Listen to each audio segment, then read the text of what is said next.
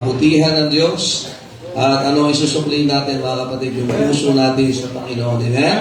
Ang sabi sa book of Proverbs, "My son, give me thine heart." Ang hinihingi sa atin ng Panginoon ngayon, yung puso natin. Alam mo ba, yun ang inaagaw ngayon ng sanlibutan at ng Diablo? Nakikinig ba kayo, amen? Even David said, "My heart speaks, O Lord, my heart speaks." Kaya nga ang ating tema for next year, steadfast heart in 2026.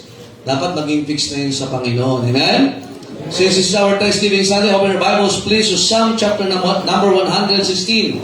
Buksan po natin ang ating mga Biblia, Psalm 116. Amen?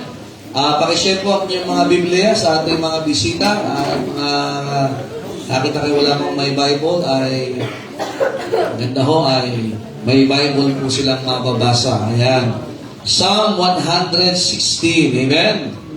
Are you happy this morning? Amen? Amen? Amen. Last Sunday service, Sunday morning, you are in church, you are with the church, and you are worshiping God. Amen? Amen. Alam nyo, ito yung pagpasalamat natin sa Panginoon. Okay? Tayo po magbasa. Let us read verse number 12. Verse number 12. Isa lang po talata, but we will go for the whole chapter this morning. Tingnan po natin yung challenge po dito. Are you there? Let's read all together. Go!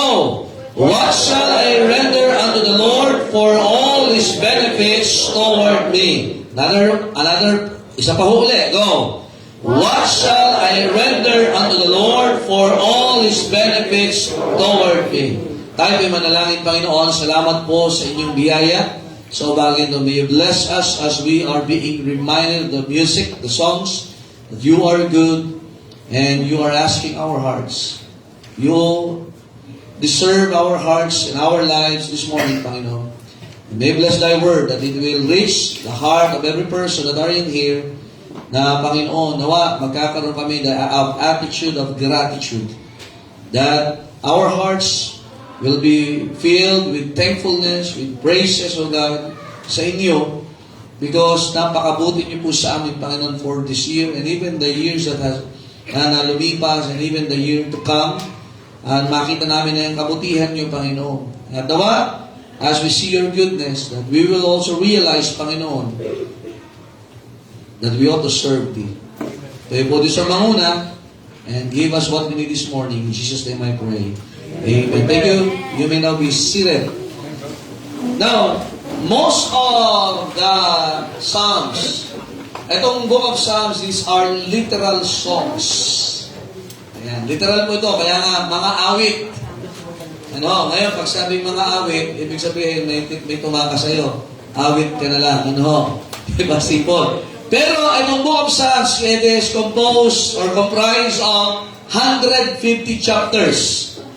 Iba-iba ho ang mga writer na ginamit ng Diyos dito. Some of the writers are leaders, some of the writers are tribe leaders or elders. But isa sa mga prominente na ginamit ng Diyos para isulat ang mga awit na ito ay si Haring David. Now, remember, pag sinabing itong mga awit, hindi lang ito basta awit na kanilang damdamin nung panahon na ito ay kanilang isinusulat. No. These songs or these psalms ay ito yung nagsasabi ng kanilang kasaysayan. Kaya book of Psalms, it is just also ito ay nilalaman ng mga awit, but also ito ay naglalaman ng kasaysayan ng bansang Israel. Nakikinig ko ba kayo, amen? Na makita natin na in their ups and downs sa kanilang buhay, sa kanilang paglalakbay, because ang kanilang buhay before, they were not at palace at first. They were not at villages at first. Some of them nag-start po sila as nomads or yung tinatawag na mga shepherds. They are sojourners. Sila ay naglalakbay. Sila ay naghahanap ng tubig para sa kanilang mga tupa. Sila ay naghahanap ng mga damo para ipapakain sa kanilang mga alaga, because the primary source of food and yung kanilang livelihood ay yung mga tupa, mga baka, mga kambing na kanilang pinagpapastulan. Amen. But as God blesses them, nakapag-reside sila sa promised land at dahil sa Canaan, at nakapag-establish sila ng kanilang komunidad. Nakikinig ba kayo? Amen? Kalaunan, yung komunidad ay naging bansa, makapangyarihang bansa. Nakikinig ba kayo? Amen? Ups and downs are there times, ang Israel makilala, pagpapalain ng Diyos, makakalimot sa Diyos, and then papaluin ng Diyos, at sila ay mahihingi ng tawad sa Diyos, at pagkatapos sila ay pagpapalain ulit ng Diyos, makakalimot. And that is the cycle of the life of Israel. But even mga kapatid, in the future, in the end time, alam niyo ba, the Israelites are the apple of God's eyes? Actually, ang tribulation, wala na tayo dito. Tribulation is reserved for the gathering of the Israelites. Kaya ngayon, pag nababalitaan nyo, ang Israel ay nagbabalikan, ang mga Hudyo. Actually, nung isang linggo yata, ay ini-invite na ang mga Israelites, lalo nung nagkaroon ng pag-atake dito sa, anong beach yun? Yung beach sa Australia? Nabalitaan nyo ba yun? Na kaya meron talagang anti-Semitic. Talagang there is hate pagdating sa mga Hudyo. Jews are the most hated people sa kasaysayan ng mundong ito. Not because they are great, but because of the God who is working in their lives. Are you listening, man? Amen. And even in the time na sila tumalikod sa Panginoon, still ang mata ng Panginoon ay nasa kanila. That's right. Kaya nga, nananawagan yung isa sa kanilang mga pinuno na magbalikan na lahat ng Hudyo sa Israel. Sabi nga, ang panawagan is, come home! You come home! Alam niyo ba, mga Hudyo ngayon ay sila ang mga namamayagpag sa industry. Sila ang namamayagpag pagdating sa science, pagdating sa invention, pagdating sa economics. Sila ang namamayagpag all over the world. They are scattered abroad in different continents. Right. And even mga kapatid, historically and even yung darating na panahon, the Jewish people are special to God. Even sa panahon na sila, sabi ko sa inyo, sila ay pinagpapala ng Diyos, makakalimot sa Diyos, papaluin ng Diyos. Are you listening, man? Sila ay hihingi ng tawad sa Diyos, sila ay bibibless ulit ng Diyos, and then that's their cycle. Pero still, mga kapatid, makita natin na itong kasaysayan ng Psalms, pinakita kung gaano kabuti ang Diyos sa buhay nila. Now remember, hindi po tayo mga Hudyo. But let me tell you something, in the book of Galatians, tayo po ay naging anak ni Abraham sa pananampalataya. Amen. We may not be Jewish people, are you listening, amen? But we are also considered God's people, amen? Amen. We are not inferior to the Jewish people because mga kapatid, tayo ngayon ay may isang relasyon dahil kay Kristo, amen? Yung mga propeta na kanila ay pinapangaral ang pagdating ng tagapagligtas. Ngayon naman, ang ating pinapangaral ay ang pagbabalik ng ating tagapagligtas. Amen? So you can see mga kapatid, we are performing na kung saan yung tinigilan ng mga Hudyo, ang simbahan ngayon, ang gumagawa ng trabaho na dapat sila. Kaya sa tribulation time, sila naman ulit. Back sa kanila uli ang bola ng pangangaral ng salita ng Diyos. Aren't you glad this morning mga kapatid na kasama tayo ngayon bilang mga tao ng Diyos? Amen. Nandiyan po ba kayo, amen?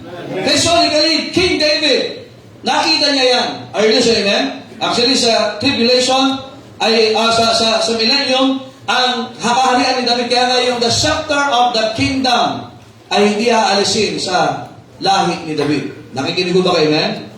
Now, so you can see, David knew that prophetically, David knew that scripturally.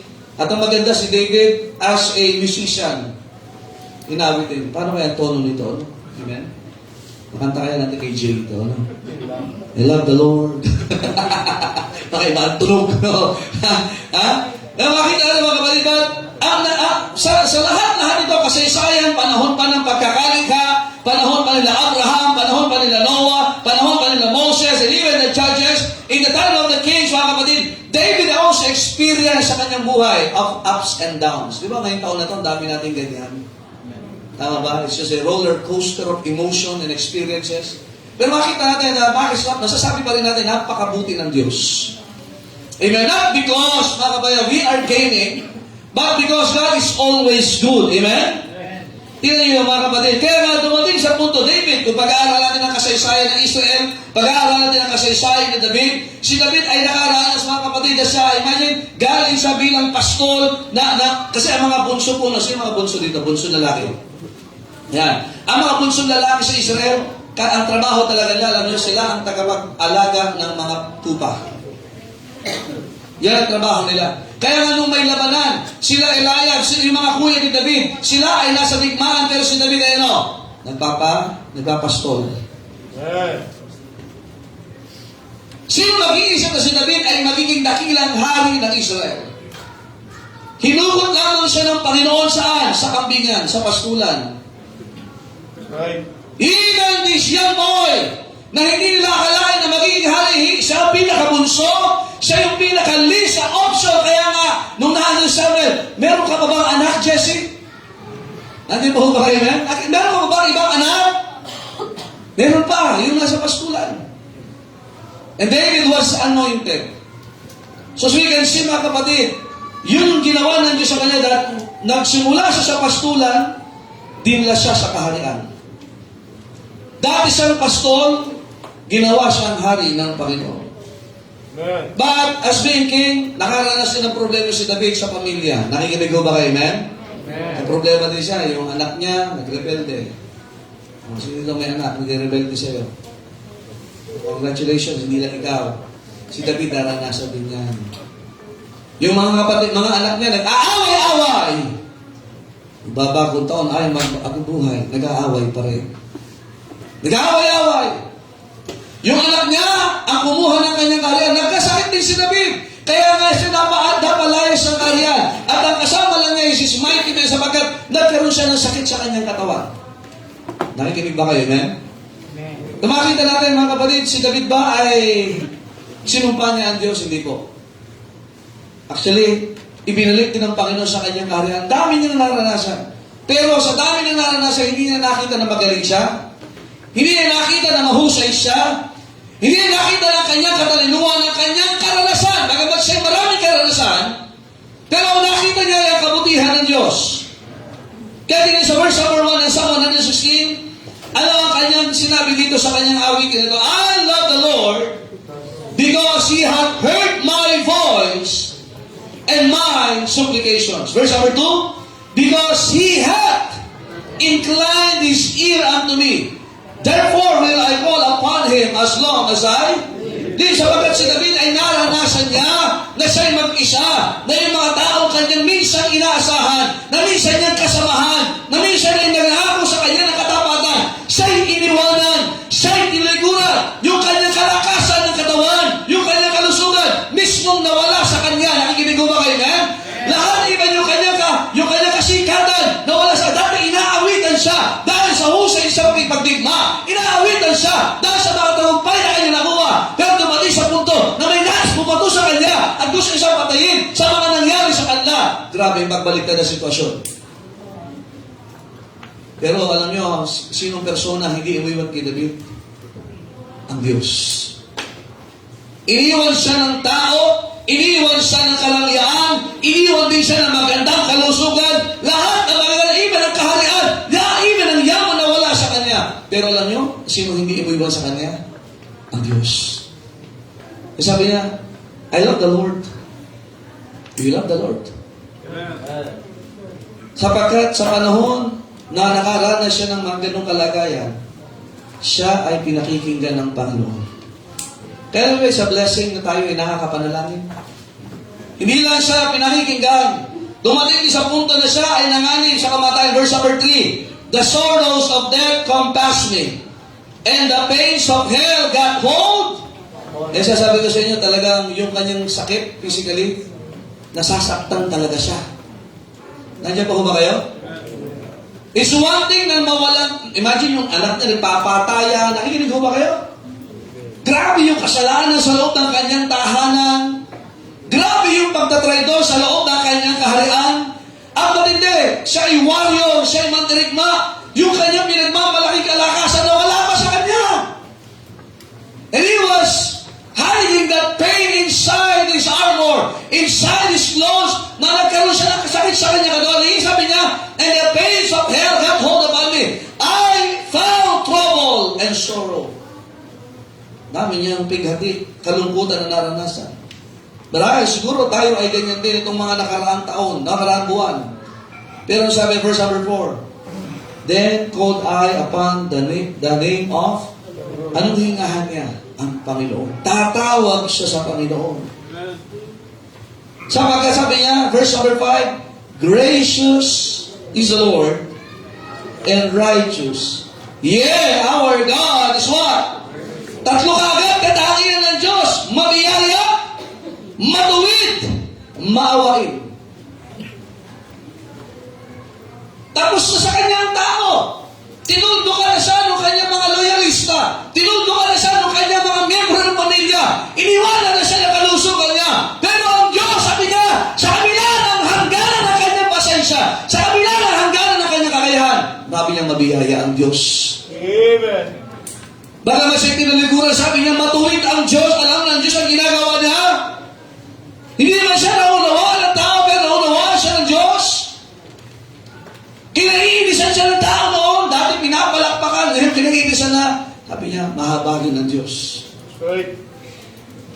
Wala siyang masumpungan nakakampi. Maliban sa Panginoon. Verse number 6, look at this. The Lord preserved. Ano yung simple na sinasabi ng Bible? As in, base. Without crowns, without armies, without honor. Ito lang siya sa harapan ng Panginoon. Alam nyo, pagka ilalapit sa Panginoon, huwag kang lumapit with your position. Huwag kang lumapit sa iyong mga accomplishment. Lumapit ka sa Panginoon bilang anak niya. Amen? Ipe-preserve ka niya. Ano sabi ng verse number 6? I was brought low, and He helped me. Verse number 7, return unto thy rest, O my soul. Saan siya nakasupong nakapahingahan? Sa Panginoon. Amen. Nakakapagod ba ang problema? Nakakapagod ba ang pagsubok? Balik ka sa Panginoon. Right. Lapit ka sa Panginoon. Manalangin ka sa Panginoon. Tingnan niyo sabi ng Bible, bumalik ka sa Panginoon, verse number 7, for the Lord have dealt what? Bountifully with thee. Ano yung bountiful? Sagana. Hindi ka pagkakaitan ng Diyos. Pinagkaitan siya ng kanyang mga loyalista, pinagkaitan siya ng pagmamahal, katapatan ng kanyang pamilya, pero siya ay hindi pinagkaitan at pinagdamutan ng Diyos. Amen. Marahil nakaranas ka, talaga parang tuyot na tuyot na, tigang ka na ngayong taon na ito, talaga magtatapos sa taon, bakit ganito? Kapag alala, lumapit ka sa Panginoon, hindi ka titiisin ng Diyos. E naranasan ni David yan. Yung kalusugan na wala sa kanya, yung mga tao na malapit sa kanya, tumalikod sa kanya, yung pamilya kanyang tinatangi ay nawala sa kanya. Pero ang Diyos hindi nawala sa kanya. Kaya ang Diyos ang nag-ayos sa kanyang pamilya. In verse number 8, for thou hast delivered my soul from death, mine eyes from tears, and my feet from what? Falling. Imagine that, pabagsak na siya. Bibigay na siya, pero inaayos siya ng Panginoon. Verse number 9, I will walk before the Lord in the land of... Ano ibig sabihin niya? Tatayo muli siya. Dati ayaw na niyang tumayo, wala na siyang lakas, wala na siyang mahugutan ng pag-asa, ayaw na niyang magpatuloy, pero sabi niya ba, ang Panginoon is gracious, He's righteous, He's merciful. Babangon ako. Amen. Mabubuhay uli ako. Pero kakaiba na doon sa dahilan na meron siya noon. Sapagat noon may kalusugan siya, noon may kaharian siya, noon may kalakasan siya, noon may mga tauhan siya, noon sikat siya. Pero ngayon wala na yun. Sino meron siya? Ang Panginoon. Iba na ang layunin niya. Ako'y mabubuhay na para sa Panginoon. Kaya even si Pablo, ganyan ang kaisipan ni Pablo. For to me to live is Christ, and to die is gain. Iba na ang kaisipan niya. Hindi ba't masakit pagka nawala ang lahat? Dahil niya ba humaka, amen? Tingnan niyo po, verse number 10, I believe, therefore have I spoken. I was greatly, tingnan niyo sabi niya, I said in my haste. Ito yung karanasan niya eh. All men are liars. Ito yung like verse ng mga babae. Wow. Ito yung life verse sa mga babae. Sabi ni Solomon, I found bitter than death. Amen. The woman, hindi the wife, the woman, pagkahigit sa isa, Nag-amen. mapait pa sa kamatayan yan. Ang asawa, favor. Amen. Good thing from the Lord. Pero pag woman, pagka hindi mo na asawa, ano na yan? Bitter than death. Mapait pa sa pinakamapait na panlasa. Bumawi naman yung isa sabi. Hindi all men are liars. Lahat ng lalaki ay sinungaling. Hindi po. Generic po yan. Lahat ng tao ay sinungaling. Bakit naranasan niya? Yung mga tao na minsan ay tapat sa kanya, nagsinungaling sa kanya, tumalikod sa kanya, yung anak niya nagsasabi, I love you, pero siya punuwakaw ng kanyang kaharian. Nakikinig ba kayo? Amen? Ninakaw ni Absalom ang puso ng kanyang mga tao. Kaya nakita niya sino totoo sa kanya, ang Diyos. Hindi ba kayo? Kaya naranasan niya, iniwanan siya, tinalikuran siya, pero ang Panginoon na andun sa kanya. Kaya nakabangon siya. Hindi lang pala Bayou Flu ang magpapabangon sa atin. Hindi lang pala Nescafe ang magpapabangon sa atin. Ang tunay na magpapabangon para sa atin at bibigyan tayo ng kalakasan magpatuloy, mabuhay, mangumunlad muli, maging tama muli, ayusin muli, makabalik, tumayo sa pagkakamali, bumalik sa Panginoon ay ang Diyos. And naranasan ito, verse number 12. Habang iniisip niya ito, I love the Lord. Mahal ko ang Panginoon. Sa dami na naranasan ko, hindi niya ako iniwan. Sa taong ito, tandaan mo, hindi ka iniwan ng Diyos. At kahit sa huling hininga natin sa mundong ito, hindi tayo iiwan ng Diyos. Amen. Are you listening? Pero makita natin mga kapatid, sa kabila sabi ng Panginoon, I will never leave thee nor forsake thee.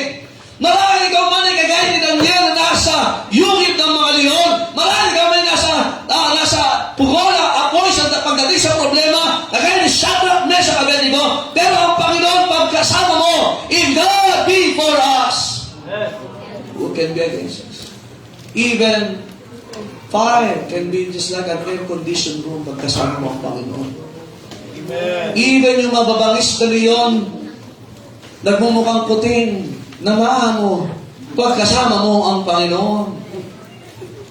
And He even maketh His enemies to be at peace with Him. Kaya nga, sa pag-iisip ni David ito, hindi yung lakas niya, hindi yung karanasan niya, hindi yung kaharian niya, hindi yung gilas niya, hindi yung husay niya, kasi taktisyan ito eh. Pero ang Panginoon pala. Kaya matatapos ang taong ito, kinikilala mo ba ang grace ng Panginoon? Kinikilala mo ba yung katuwiran ng Panginoon? Kinahabagan tayo ng Panginoon. Nakikinig ba kayo, amen? Kaya nga, ano ang kaisipan niya ngayon? Verse number 12, ano ang maihahandog ko sa Panginoon? Sa lahat ng benepisyo na binigay na sa akin. Pinagpala ka ba ng Diyos ngayong taong 2025? Hindi mo ba kayo? Binless ka ba ng Diyos? Hindi ko sinabing, Pastor, may problema. May problema talaga. May kalungkutan talaga. Pero ang tanong, pinagpala ka ba ng Diyos? So marami ka bang dahilan para ipagpasalamat sa Diyos? Amen? Hindi mo perfecto ang iyong asawa, pero may asawa ka. Hindi mo perfecto ang iyong mga anak, pero may mga anak ka. Hindi mo perfecto ang iyong trabaho, daming stress, pero may trabaho ka. At kahit na wala kang trabaho, imagine, buhay pa tayo. Amen? Di ba napaka-blessed tayo nga? At kung sakaling tayo man ay mawalan ng hininga, alam niyo ba, sa langit ka pa rin pupunta. Amen. Di ba pinagpala tayo ng Diyos? Pag bigat na bigat ka, di ba pwede kang manalangin sa Diyos? Di ba pagka ikaw ay nagukuluhan, pwede kang pumunta sa salita ng Diyos? So blessed tayo. Tingnan niyo sa Psalm 68 verse 19. Are you still there? Psalm 68 verse 19. Ano po sabi ng Biblia? Sige po, buksan yung Bible niyo.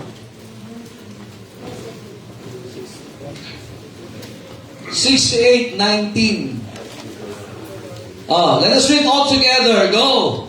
Blessed be the Lord who daily loaded us with benefits, even the God of our salvation. Selah. Selah. Sa Bible, pag sabing Selah, means rest. If you rest in peace. Rest in God. Kaya nga nabasa, but the word blessed means happy. Kaya kapag are you happy? Ibig sabihin, are you blessed? Pinagpala ka ba ng Diyos? Walang araw na hindi tayo pinagpala ng Diyos. Look at this. Who daily loaded us with what? Benefits. Yung araw na nga lang na ito eh. Amen? Kasi bisa alam nyo bakit di mo makita yung benefit ng Diyos? Tinitingnan mo kasi iba. Alam mo yung kasalanan ng inggit? Kumakain ka na, minsan nakain ka na sa mga, ay, sarap ng in-order niya. Kaya yung malasahan eh. Tama? Tama ba? Tama? May asawa ka na, pinagpala ka ng Diyos, dumala, ay. Ano, yan ang problema natin eh. Hindi mo makita yung blessing ng Diyos. May trabaho pa, ano, blessing ng trabaho. Pero huwag mo na may pagpalo si Kristo sa trabaho. Gamitin mo yung trabaho mo para luwalatiin ng Diyos. Hello? Tingnan nyo. Loaded us with benefits. Pag sabing loaded, di ba nilalagyan? Nandiyan pa ho ba kayo? Di ba, pagod na ako sa trabaho. Mag-resign na ako, tingnan nyo, 2026 na. Nandiyan ka ba, best employee ka pa.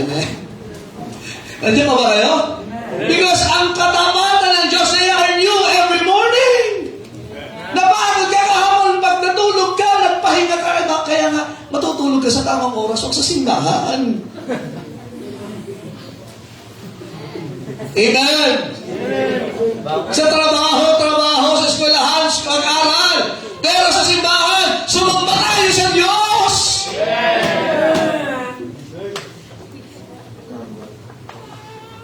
I don't know about you, pero pag sabing benefits, mga kapatid, hindi yan iisa.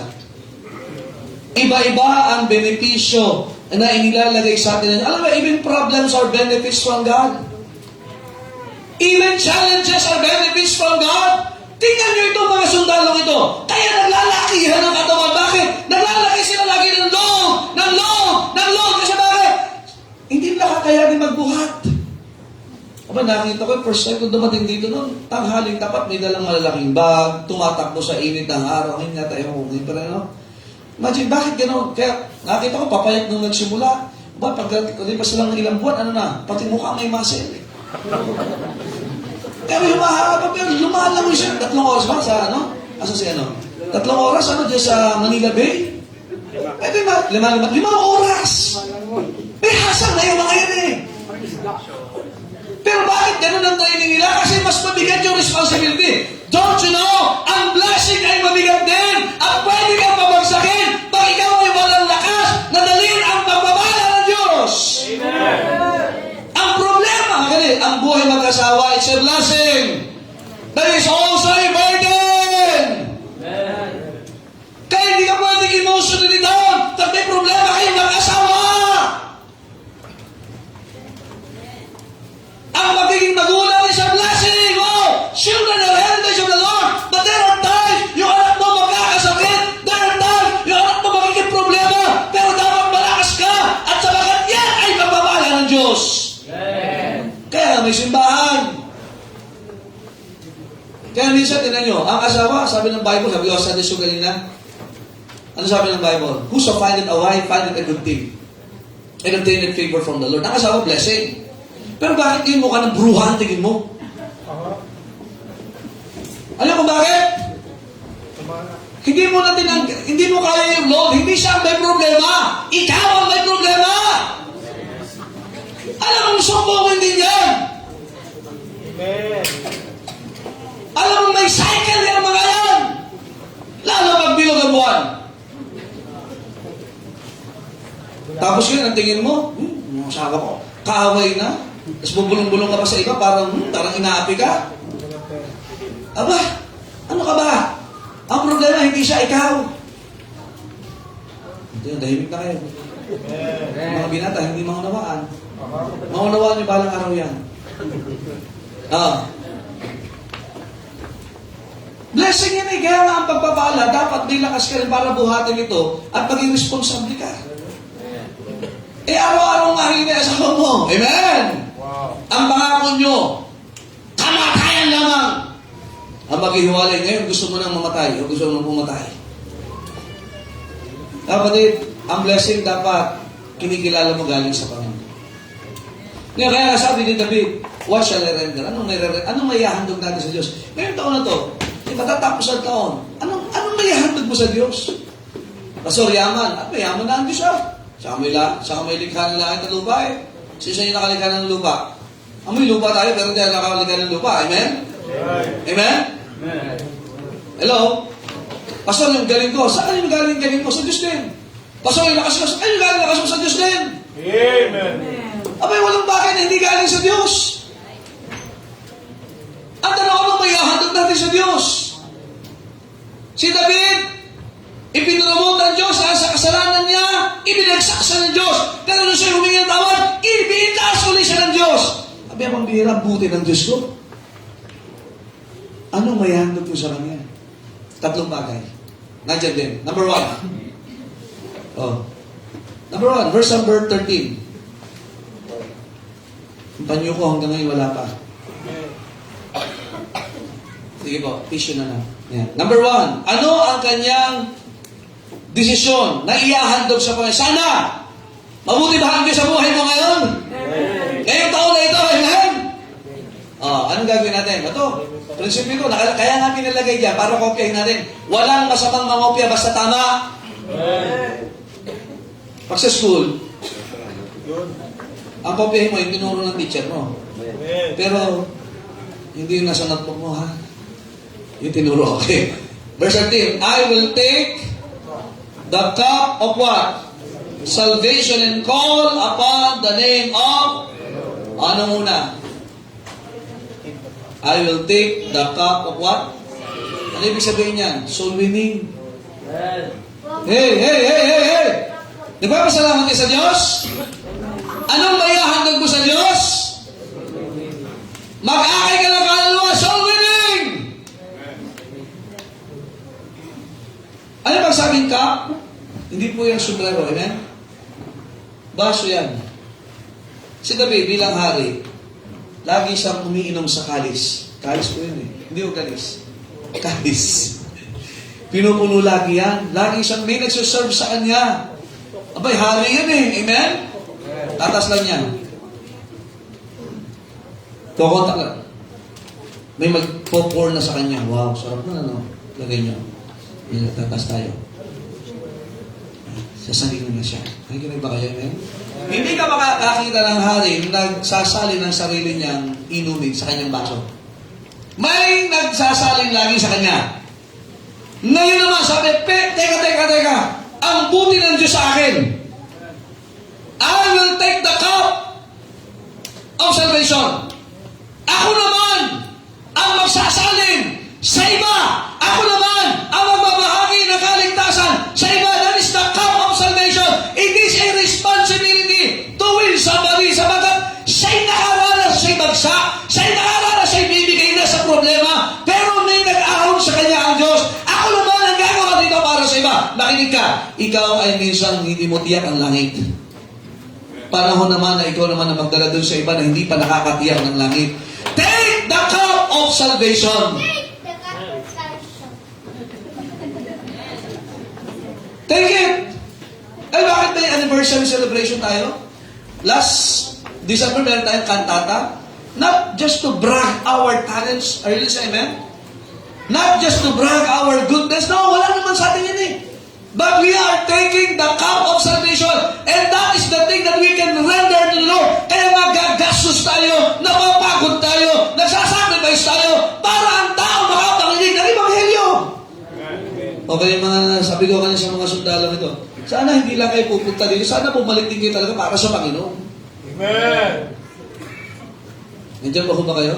Na kahit nakatapos na kayo sa course ninyo, ay kayo magsimba pa rin. Right. Amen? Mag-aasawa kayo. Papala rin. Amen? Mga binata pa ito mga ito. Tama ba? O, mga dalaga. Amen? No? Let us take the cup of salvation with your family, with your friend. Magdala tayo ng tao sa Panginoon. Kaya nga yung officer ninyo, bakit kayo dinadala dito? Kayo mga bisita, bakit may nag-imbita sa inyo? Somebody took the cup of salvation. Hindi lang niya gusto siya nag-enjoy. I'm saved, I'm going to heaven, I'm a son of God.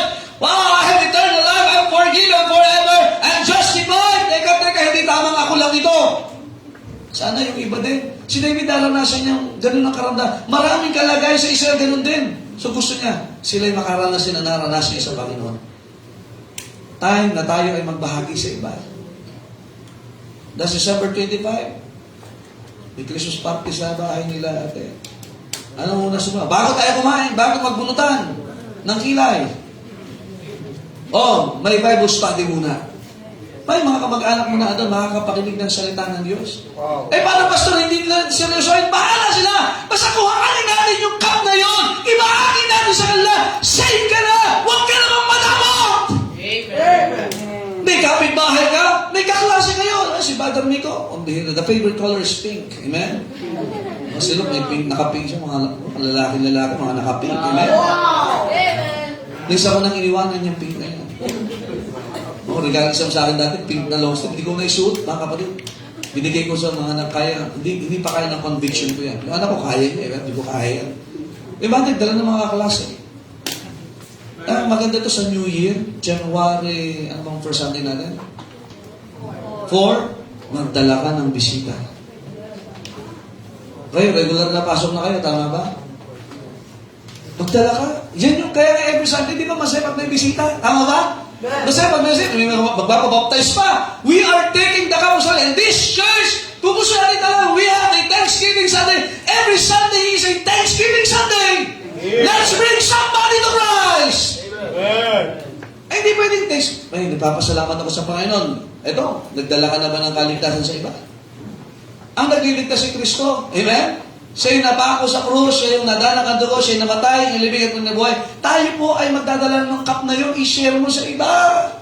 Hindi mauubos yan. Take it! Pastor, bisita pa ako. Alam niyo ba si Saul? Kalao na naging Pablo. Alam niyo una yung ginawa pagkatapos siyang tumanggap kay Kristo? You ready? Soul winning. Imagine may posisyon ka. Take the cup of salvation. Win your co-employee. Win mo yung mga kasama mo sa trabaho. I-win mo yung mga kaklase mo. I-win mo yung kapitbahay mo. I-win mo kahit mo yung galit sa'yo. Amen? I-win mo. I pray ito magkaroon tayo ng mga teachers dito sa public school. I pray. Kasi may mga registered teacher na tayo dito eh. Pag-pray natin sila makapunta ng public school. Ay, when I was in Santa Cruz, meron kaming member sa college, sa Union College. Meron kami sa Laguna University, mga teacher sila. Every anniversary, yung mga estudyante nila, dinadala nila sa church. The one anniversary doon sa area pa lang namin sa Santa Cruz, ang bisita namin 350 to 400. Isang area pa lang ho yun. Ayun, may teacher tayo dito sa public school. Tandaan nyo, hindi ka lang magtuturo para kumita. Ikaw ay nilagay ka ng Diyos para mag-akay ng kaluluwa. Amen. Kayo mga boss, kayo mga laging nasa kapitbahay. Ano ba? Basta may tao kang nakakasalumuha, kapatid, dali mo naman sa Panginoon yan. Pastor, gagastos ako eh. Nung ikaw nga hindi paligtas, gumagastos kapag may mga okasyon na ganyan. Tama ba? Tapos pag uwi, masama pa ang loob ng mga taong dumalo. Nalangis yung botido. Hindi masarap yung dinuguan. Okay. Imagine, at least naligtas man lang sila. Talaga pag naligtas yan, less ng reklamo niyan. Pero kapag gamitin natin to, let's take the cup of salvation. Let's win somebody. Nandiyan pa ho ba kayo? Amen. Ito sa mga military, tingnan nyo ha. May mga ilang taon na tayo nag-minister sa kanila, no? Salamat kung laging buhay. Kaya lang, meron talaga minsan namamatay. That's right. Training pa nga lang eh. Kaya pray natin itong mga ito na ma-save at sila makatapos ang buhay. Amen? Yeah. Pero nawa, pag sila nasa field na, hindi nila makalimutan na si BBC na Belet at bumalik sila. Right. Kung may babalikan sila dito, mas maganda. Wow. Wow, amen. Nasama yung doon. Ha? No, kapatid, let's take the cup of salvation. Let's win somebody! January 4! First Sunday! Punta tayo ng kaluluwa. Pastor, bisita lang ba? Hindi lang bisita. Basta tao, dalhin mo kay Kristo! Let's take it. Kasi minsan kahit yung cup, pag iabot sa'yo at tinanggihan mo, alam niyo ba insulto yun? Nandiyan ba ho ba kayo? Sa palasyo nun, pagka ikaw ang hari ang nag-abot at tinanggihan mo, you're good as dead. Nandiyan ba ho ba kayo? Di ba bisa kahit sa mga bosyo, pag ang bosyo nag-alok, ang hirap tanggihan? Tama ba? Medyo boss to eh. Kaya ngayon ba, napasayo ng Christmas party? Kahit di na sa'yo, kaya nga dumating na sa punto, ang dole, naglagay na ng batas. Amen? Protection. Protection daw. Ha? Tingnan nyo ang mas hari ang nag-aalok sa'yo. Tanggapin mo si Kristo. Makinig kayo. Ang inaalok natin sa tao, hari ng mga hari. We are just what? We are just taking the cup of salvation. Hindi naman tayo nagliligtas eh. Hindi ang simbahan na nagliligtas. Si Kristo ang nagliligtas. Dadalhin lang natin sa kala. I-share lang natin. Hey! Amen? Amen. Well, that's number 1. Let us take the cup of salvation. Next, number 2. Nandiyan din. This is chapter 2 eh. Number 2, verse number 14. I will pay my vows unto the Lord. Hindi lang yun. Now! Now! Aling now? Ano po yung now? Kailan? Kailan? Sumagot po kayo, nagtatanong po ako. Namamaos na ako. Ngayon! Kasunod, hindi pa tapos. In the presence of all His. Okay. Ang pangako, it is always what? Hindi, it is mutual. Nakikinig ba kayo? Yung vows? Mahirap magpakasal kung nag-iisa ka.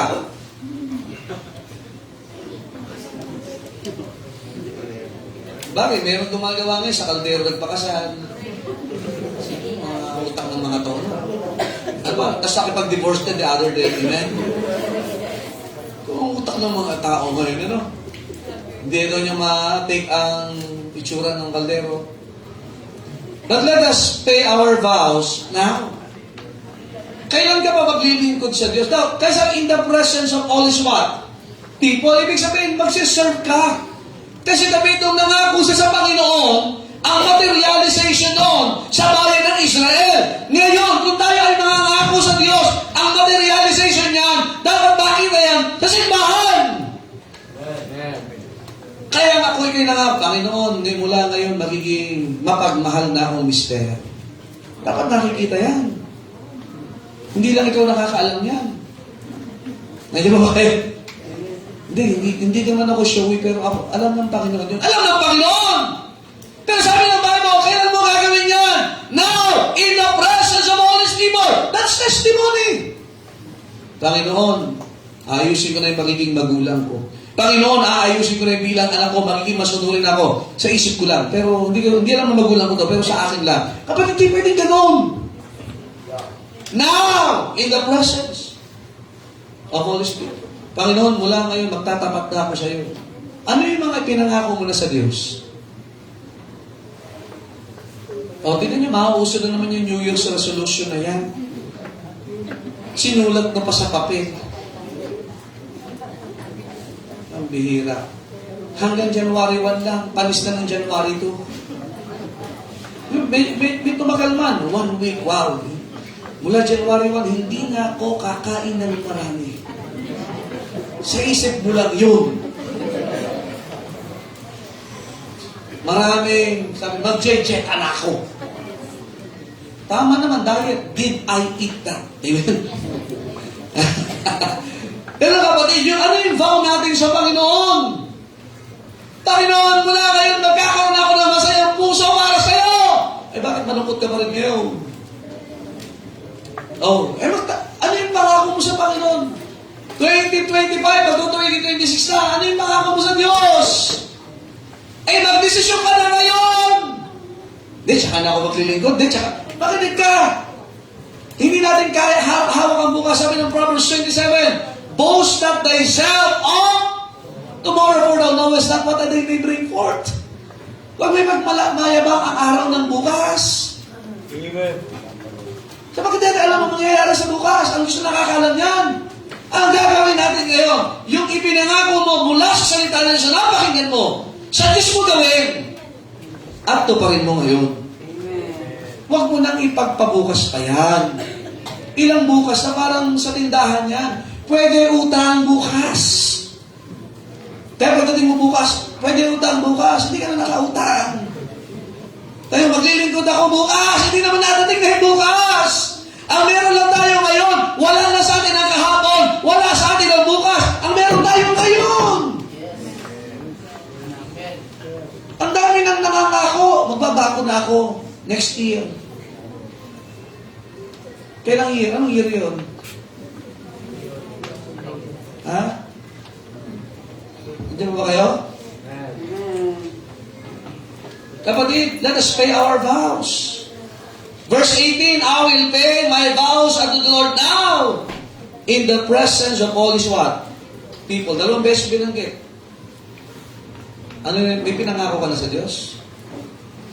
Nandiyan pa ba kayo? Tapos bakit ba tayo nagkakaroon ng commitment sa Panginoon? Bakit ba tayo nalapit sa altar? Kasi yan ay pangako mo sa Diyos. Nandiyan pa ho ba kayo?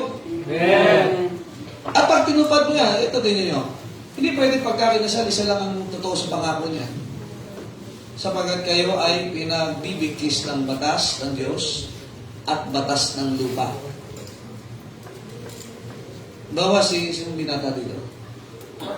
Bawa si Minyo, mag-asawa siya. Pinapangako ko, mamahalin kita, pero walang babae. Siya lang. Walang silbi yung pangako mo. Nandiyan pa ba kayo? Tama? Eh, tingnan nyo, mangangako ka kanino? Basta alam ko na yun. Ano, alam ko na yun? Sa Diyos ko gawin, para sa Panginoon. Nandiyan pa ho ba kayo? O kayo mga nagtitraining, kakako ko sa Panginoon. Kakayanin kong gumunat eh. Kahit dugoan na ang paa, ang tuhod. Kahit na yung pantalon nyo sa helmet ay nakadikit na. Kaya dapat matibay ang iyong pangako eh. Hindi laging, ay pag hindi na okay, hindi aalis ako. Hindi ka doon! Pag sa Panginoon, tutuhanin mo! Pangako mo yan eh! Amen? Amen. O sa mga anak, susunod ka na. Hindi pwede ikaw lang nakakaalam nun. Ipangako mo sa Panginoon. At sabihin mo rin sa magulang mo.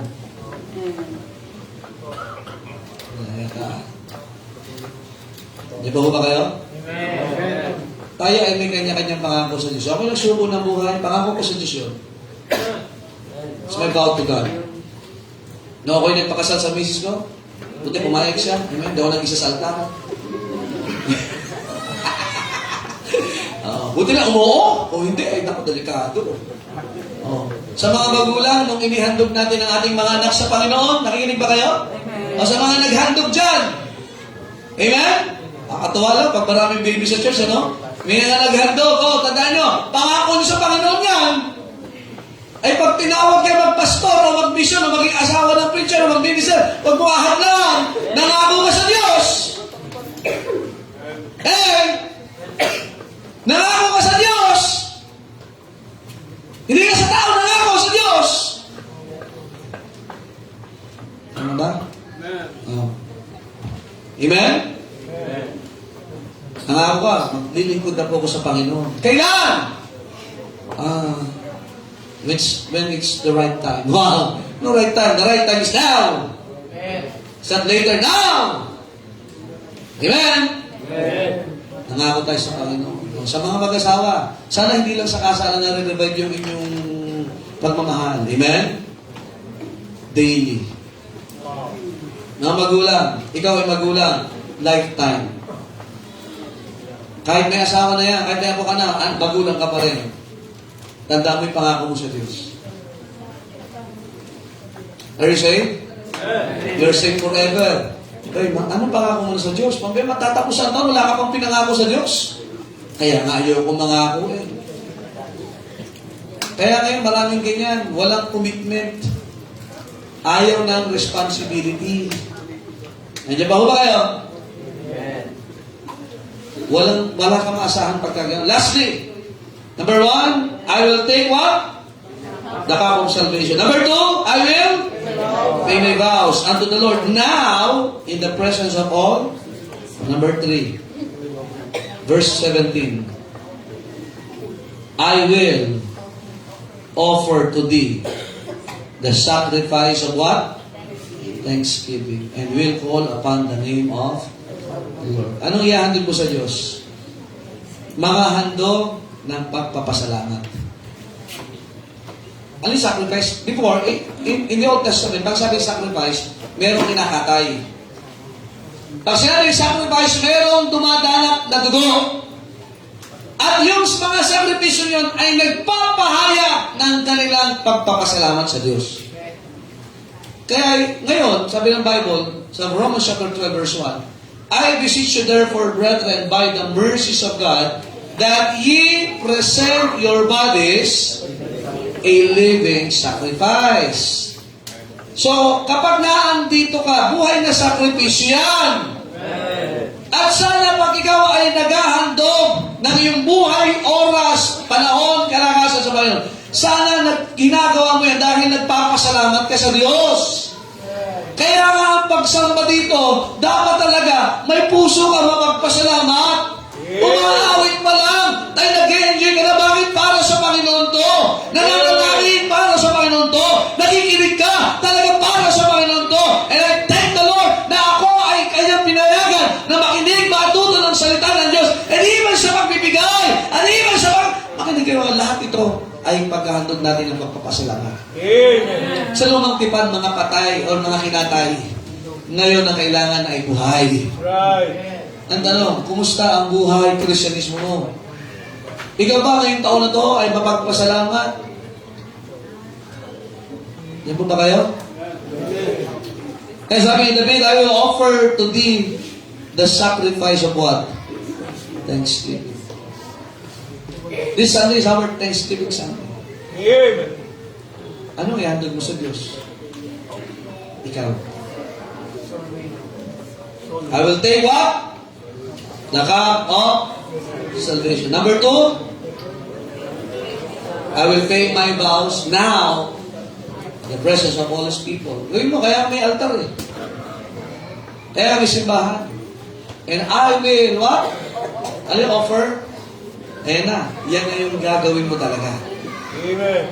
The sacrifice of Thanksgiving. So magkakaroon ka ng renewed mind sapagkat iba na, ito'y para sa Panginoon. Wala kang gagawin. Kaya sabi ng Bible, whether therefore ye eat or drink, do all for the glory of God. And whatsoever you do it with thy mind. Amen. Naghahandog ka? Ano ba naman yung ikilumapit sa Panginoon? Makipag-usap sa Panginoon. Amen? Ang hinahanap ng Diyos yung buhay. Sa mga kung hindi mo patiyak ang langit, ang hinahanap sa'yo ng Diyos, tanggapin mo sa bilang iyong tagapagligtas.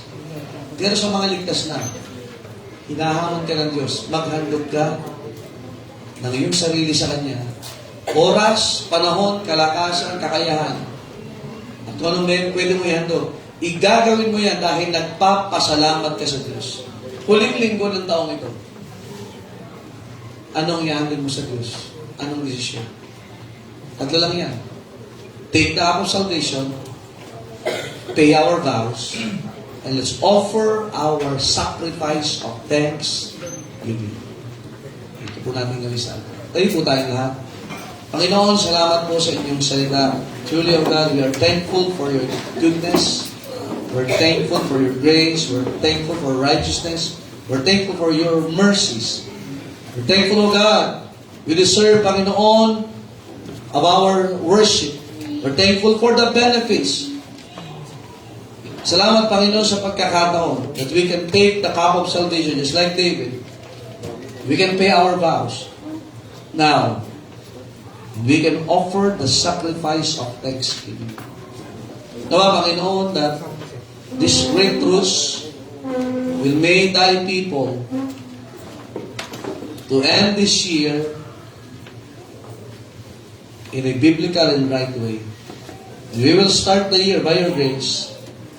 Na ang aming mindset is that we will render these things unto you. Help us, O God, as we approach the altar. In Jesus' name we pray. The altar is open. Tayo po'y makipag-usap sa Panginoon. What shall I render unto the Lord for all His benefits toward me? Maybe some of us, it has been a rough year for us. It has been a challenging year. But, still a blessing ng Diyos. Hindi tayo iniwan. Hindi tayo binabayan. And God is always good. You may experience hardships this year. But that doesn't mean ang Diyos ay walang benepisyo na nilagay at binigay sa iyo. God loaded us with the benefits. Not just in a yearly basis, but in a daily basis. Our problems also are benefits from God. Our blessings are benefits from God. Our challenges, even our faith, it's a blessing from God. These are benefits. Hindi ibibigay ng Diyos sa mga bagay na hindi natin kailangan. Pero sa kabila ng kabutihan ng Diyos, anong mayahandog natin sa Kanya?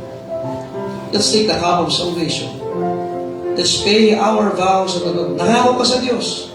Ikaw at ang nakakanda, gawin mo. Nakita mo to this local church. And let us offer our sacrifice of thanksgiving. Ikaw ngayon ang hinahanap ng Panginoon. Hindi yung kaya mo ibigay, ikaw ang hinahanap ng Diyos. In every aspect of your life, we will give thanks to God. Not just in good times, but also in challenging times.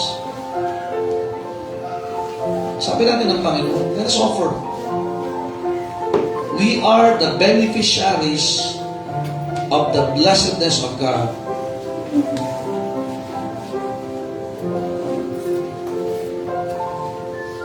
Dakilang Diyos sa langit, salamat po sa inyong salita. Salamat po sa response ng inyong anak. We're offering you our thanksgiving today. Our lives, our commitments. We're praying, O God, that this church will take the cup of salvation, will bring it to others, na ang iba ay makakilala din sa inyo bilang Panginoon at tagapagligtas. Help us, O God, may mga pangako kami sa inyo na hindi namin natupad. But help us, O God, to pay our vows to you. And also, Panginoon, salamat sa inyong mga anak that they have offered their sacrifice of thanksgiving today themselves. We bless your words na hindi ito makakalimutan at ito ay aming gawin ngayon sa inyong biyaya. We give you all the honor, the praises, and the glory. In Jesus' name we pray. Amen. All the people said? Amen. Thank you. Please be seated. So, mga kapatid, yan yung mga bagay na King David saw. Nandiyan pa ba kayo, amen? Dawa, nakita din natin that we will offer that sa Panginoon. Amen? And since this is the last Sunday, kakaroon po tayo ng special Thanksgiving offering ngayon. Amen? So, okay po naman, meron tayo yan. Amen? Sige po, let's call our ushers. And, yun po, kaya sa mga nag-asawa, yung vow, amen? Sa mga magulang na nag-handog, yung vow. At sa mga manipal na nangako sa Panginoon, tuparin natin ating pangako sa Diyos.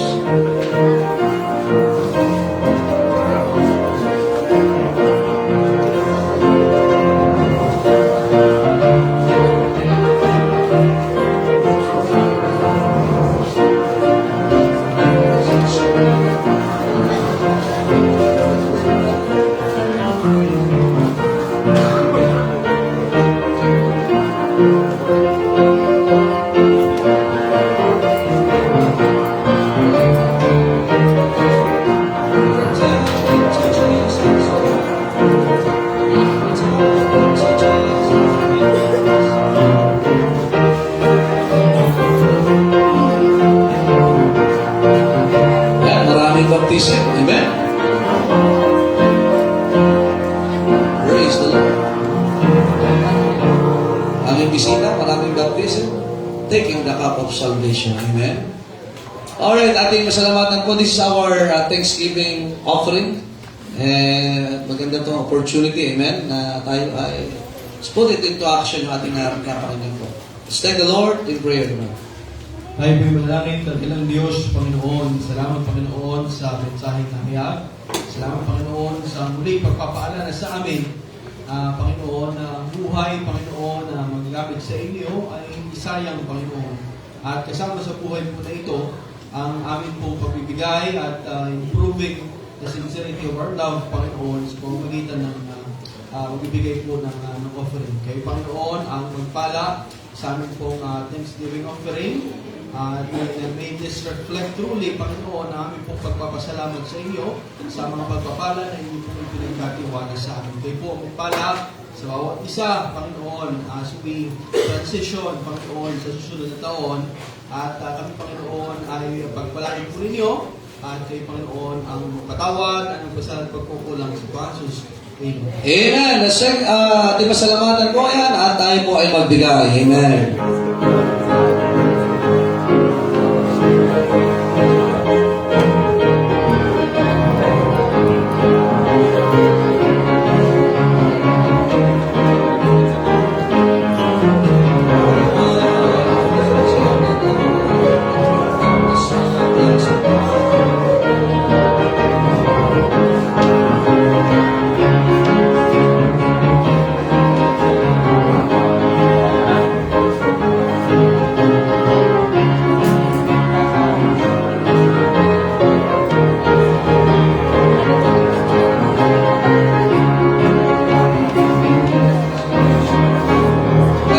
Salamat po sa inyong offering na yan, the Thanksgiving offering.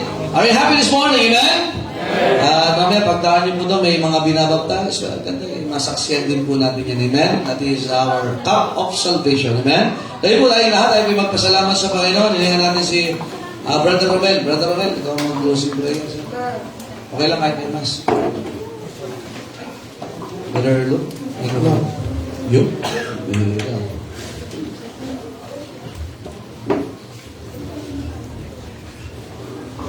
Pray, Heavenly Father and Lord, maraming salamat po sa araw na ito, Panginoon, sa buong isang taon na pinagiging mo sa amin. Maraming salamat, Panginoon, sa mga biyaya namin natanggap mula pa sa inyo. Dalangin po namin na magpatuloy po kami maglingkod sa inyo sa tapasok ng panibagong taon sa buhay namin, Panginoon. Kayo po ang magbibigay sa atin ng kaligtasan sa pansamantalang pag-iwalay namin. At ibalik mo kami dito sa second service, Panginoon. Maraming salamat po sa lahat ng biyaya ang pinagbagal. This we ask in Jesus' mighty name. Amen. Amen. Thank you. God bless you. Shake hands and Happy New Year po. Amen. God bless po. Amen. Shake hands.